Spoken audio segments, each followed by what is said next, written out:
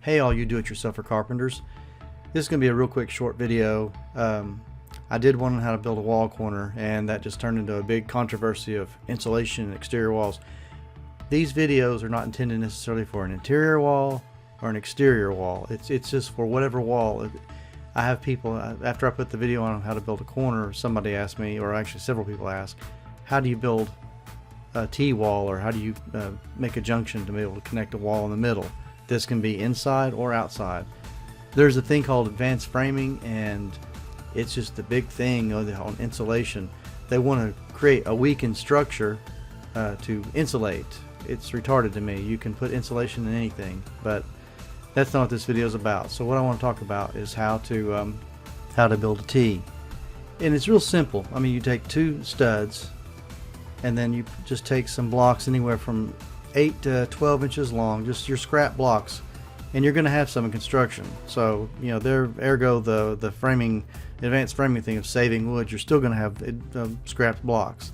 And if you're doing an exterior wall, you can see that you could shove insulation in behind this thing. But regardless of that, regardless of interior exterior, you can build a T junction by taking two studs and putting blocks of wood, usually about 3, almost similar to what you were doing on the wall corner, and space them up through there and put them in the area that you want to make your wall run at a 90-degree angle, and that's how you build a T.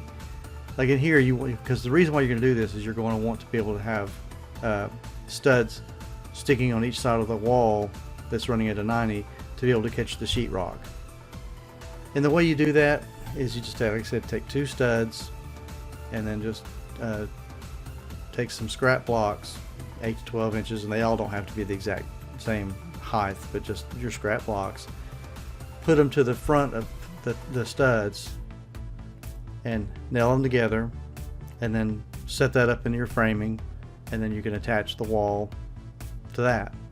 It's not real hard. It's pretty simple. I think that's why there's not a lot of videos out there about this, because it's so basic and simple.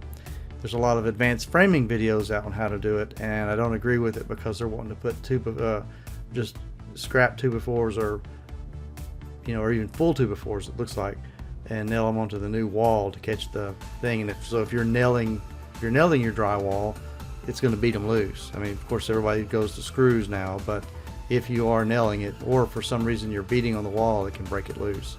So I don't agree with it. But just follow this little diagram here that I've created, and you should be fine. And if you have any questions on how to make a T-wall intersection or junction, please leave me a comment.